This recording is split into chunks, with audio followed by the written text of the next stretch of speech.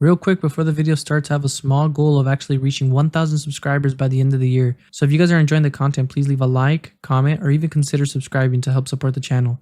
Thanks, and I'll catch you guys in the next one. Alright, so I figured I'd go ahead and make a brand new character here on the channel, just to go ahead and see how fast I could build up a brand new character, and what type of approach we would take when it comes to making silver in the game. Now here comes the most important part of any new character, the name. So I think we're going to have to go with Mr. Kerchow. Hopefully this isn't taken.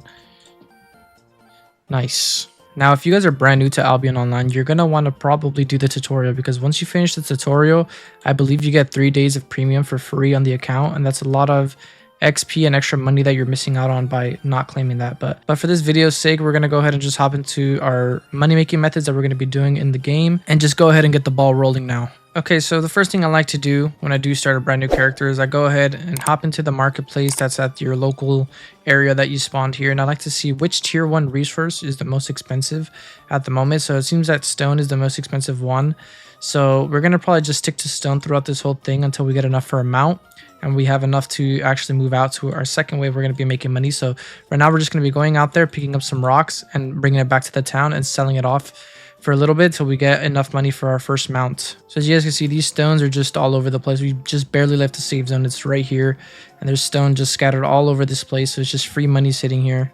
Okay, so we sold off around 60 or so stone, and we're already at 6,000 silver. So that's enough to buy ourselves our first mount, which is going to be the Novice Mule. So what we could do is we could either go for another round, or we could just go straight into our new money making method. I think I'm going to just go ahead and see if we could go straight into our new money making method. So we're going to see if we could head over to our new spot. So what we're going to go ahead and do is we're going to take this mule and we're going to go start heading towards the royal capital, or towards the royal cities. And while we're going there, we're going to also still be picking up extra stone just because it's just money we're passing by. But the goal is to head towards the royal cities, and from there we're going to hop into something called the Roads of Avalon right away. Alright, so I ended up using the remainder of my money on some basic tier 3 gear. It's going to help us be able to open up the little treasure chest that we're going to be trying to get when we go to the Roads of Avalon. Hopefully we don't end up dying and losing all of our stuff. Because if we do, then we have to go back to picking up some stone off the ground. Well, looky here. We got ourselves a free treasure chest. 30 minutes till server maintenance goes down. And we got a free small treasure chest here on the roads. Let's see what we get. 90k right off the bat. We're already almost 100k richer than we just were 5 seconds ago. And even if we die, the best part is we got these small little bags of silver worth 10,000 each.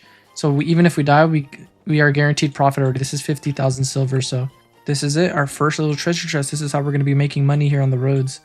These things are here sometimes have a chance to give you pretty damn good stuff. So let's see what the first one gives. All right, ignore this loot here. Now the only downside to doing this right now, the way we're doing it, is that we're coming through tier 4 zones, and tier 4 zones means we're going to get tier 4 loot. So ideally the best thing you want to do is try to stay around a tier 6 zone. If you guys can manage to get into a tier 8 zone somehow, that's even better. But tier 6 and 8 zones are a little bit more hot than tier 4.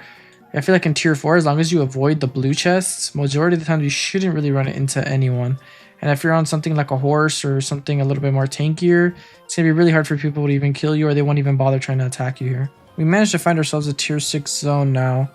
I'm going to see how much the loot improves in this zone compared to when we were tier 4 zones, because the tier 4 hidden stashes were only giving us around 4,000 or so per each when we opened. And I know the ones in this zone tend to give a whole lot more than that one. Here we go. This is our first tier 6 one right here. Let's see what kind of loot this one gives us. A little bit tankier. Still gave us around 4k in loot, but we're not getting any of the red relics that we're trying to look for. So let's try another one and see what the loot is like in that one. But even with just getting 4,000, like, that's pretty good. It took us a long time just to get 4,000 silver in the open world when we were trying to just pick up stone. But obviously we're not going to be doing this money making method forever. Eventually you want to go out into the open world, which is a little bit more riskier, and start doing some of the camps, because those camps were buffed recently and they're actually pretty good money from it. Okay, here we go. From this one we got 26,000. Wow, that's a whole lot more than I thought I was gonna get. Wow, I just realized every time we actually break one of those hidden treasures, you're actually getting a lot of silver as well. So I broke that hidden treasure and I'm getting 14,000 silver from just breaking it alone. That's actually pretty crazy. Now I think I'm just going to open a few more of these hidden treasures just because I want to be able to afford a lot of the sets that we're going to be using when we go out into the open world, since that's going to be the next way we're going to be snowballing our cash stack. We're currently sitting at 230,000 silver. With this, we're going to buy a couple of sets of what we're going to be doing next. We're probably going to still use the same gear.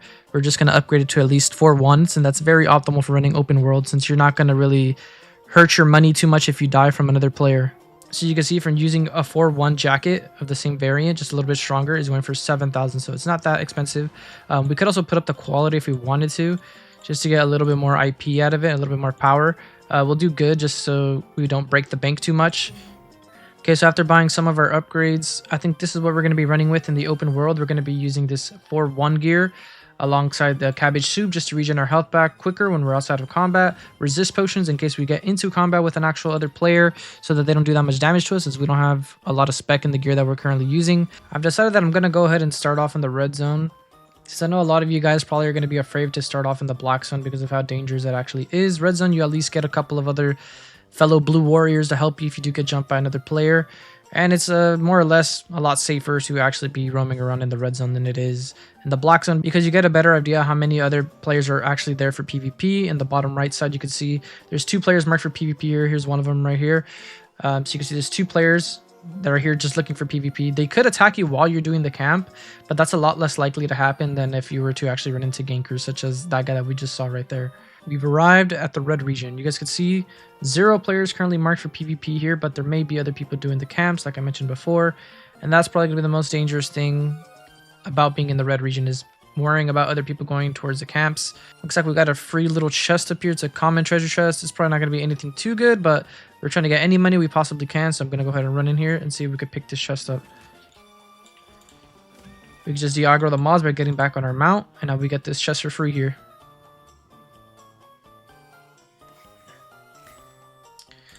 11k just like that from the first chest. This is exactly what I was talking about, having players in the red zone that are here exactly for PvP. So before it was 0 when we entered this area. So when we first entered this area, it was 0, and now it's currently at 2. So that means 2 people are marked for PvP in this area that are looking to just gank other players that are blue, such as myself. And more than likely, they're going to be checking camps such as this one, since they know a lot of players come to the red region to only do these camps specifically. And instead of risking my life by doing these camps in this area, we're going to just hop 1 zone over and hope that that area is 0 players marked for PvP. And we're going to just go ahead and do the camps on that side instead. Nice. We actually got a boss layer here that we could complete really quick for some free cash. We just got to clear the mobs in this area. It shouldn't be too much of a problem. All right, we arrived to our first ever boss layer. This is it. Let's see what kind of loot we could get. I think this is a blue chest. Yeah, it's a blue chest. It didn't look like it was going to be a good one, just by the looks of the entrance there. You can see that these bosses are really easy to do. This one, you just kind of stay near him. I feel like majority of the bosses, you could just kind of stay near them, on top of them, and you don't really take any damage. You just go through them when they're going to use their special ability. And this build that we're using has a lot of sustain, so it's really good for solo content in general. See, we're getting low. We just throw our second axe. We just got basically all our health back. And if we still get low after that, we could just use our jacket and we'll get more of our health back. All right, first chest. What did we get? Nice. 36,000 from the first boss layer, and didn't even take that long to clear. I'm not sure if you guys have noticed, but another thing about the open world as well is there's a lot of these low level like mobs, such as this tier 5 snake here, that are just sitting there for free enchanted. Like if I were to skin this tier 5 mob right here with my skinning tools, this would be around free 50k. This is just free 50k sitting here that we could just skin. And if you have premium, you may even get more. I currently don't have premium, so I'm getting less loot and from just everything in general. But if you guys really enjoy the game and you guys get premium, you guys are going to be making a lot more silver on the game than if you were not to have it. That's crazy.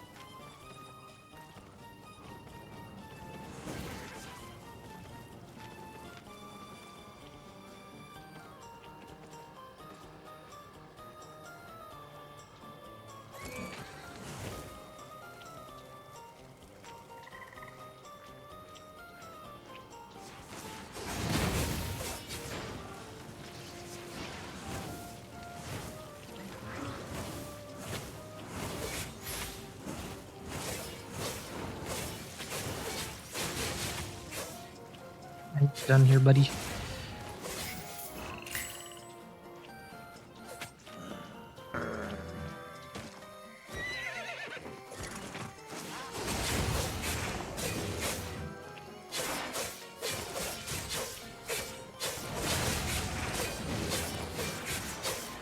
Peter Griffin's in this game?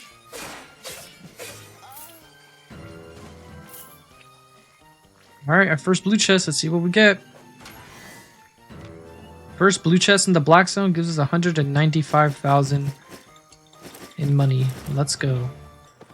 Alright, another thing we could do for money here. So after we finished exploring the open world, we sold everything off. We're at 700k, nearly close to 800k cash. But you could also come to this person here in the black zone. Head over to this tab right here. This is where you could use up your faction points that you get from exploring the open world. And by doing this, I bought a bunch of these siphoned energies, and these siphoned energies sell for around 9k each. So we got 20 of these now. It's around 160k or so when we sell them into the marketplace after tax and everything. So we're just gonna go ahead and insta sell it. And now we're nearly at 1 million coins. So as you guys can see, it's extremely fast to get money on this game, and it shouldn't really take me too long to get premium on this game if you guys actually wanted to do it completely free to play. So there's lots of different options you guys could do to make money, and depending on how many hours a day you play, you can make an average of 1 to 2 million silver an hour just doing open world or just doing road runs like how I was doing, just running around, literally just picking up coffers and just getting free loot from that. Anyways guys, that's gonna be it for this video. I'll catch you guys in the next one.